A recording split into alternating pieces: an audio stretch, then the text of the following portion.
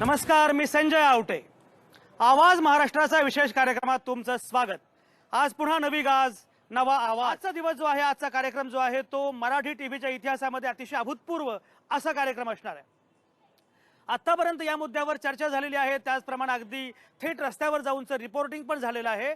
पण मराठी टीव्हीवरचा पहिला public debate show आणि तोही लाईव्ह डिबेट शो आपण करतो आहोत. विजय मल्ल्या जो आहे तो निघून जातो, त्याला राईट ऑफ दिलं जातं. राईट ऑफ म्हणजे काय, कर्जमाफी किंवा काय हा मुद्दा वेगळा, पण त्याला राईट ऑफ दिलं जातं. शेतकरी मात्र आमचा मरतो आहे. आणि आज शेतकऱ्यांची अवस्था एवढी वाईट असताना या नोटाबंदीमुळे शेतकरी आणखी अडचणीत आहे. याचं उत्तर कोण देणार आहे तुमच्यापैकी?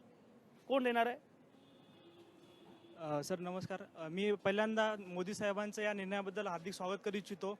महाराष्ट्रातील सर्वसामान्य जनता थोडा त्रास सहन करत असेल, पण 8 तारीख ते आज 24 तारीख 25 तारखेपर्यंत 6% हे काळा पैसा जमा झालेला आहे. तर तुम्ही विचार करा, एवढ्या 15 दिवसांमध्ये जर 6% कोण बोलणार आहे?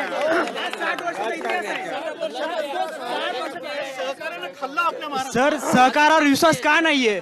तर तो आपला 60 वर्षाचा इतिहास आहे. तो आपण पाठीमागे जाऊन बघितला तर तो आपला इतिहास आहे. आणि मागच्या काळात काय झालेलं आहे त्याच्यावरून तो निर्णय घेतलेला आहे की आपण नाहीये. हा, बँका बंद आहेत. बँका का बंद आहेत? सरकार सहकाराने पण एक लक्षात घ्या, सहकारामुळे महाराष्ट्र उभा पण राहिलेला आहे. सहकारामुळे महाराष्ट्र उभा पण राहिलेला आहे, हे सुद्धा मान्य केलं. त्यांनी बोलायचं आणि सर्वसामान्य माणसांनी ते ऐकायचं. हा काळ आता गेला. आता लोक बोलतील आणि नेते ऐकतील.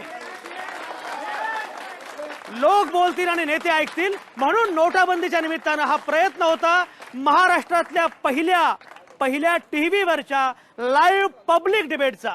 सगळ्याच या पब्लिकचे अतिशय मनापासून आभार. आणि मला हे सांगायचं आहे की वी द पीपल हीच खरी आपली क्षमता आहे, हीच आपली स्ट्रेंथ आहे, ही आपली ताकद आहे. संविधान दिनाच्या निमित्तानं या सगळ्या लोकशक्तीचं अतिशय मनापासून मी आभार मानतो. आज थांबतो इथंच. पुन्हा भेटू येत्या सोमवारी रात्री 8 वाजता. तुमच्या आतल्या आवाजासह पाहत आणि ऐकत रहा आवाज महाराष्ट्राचा.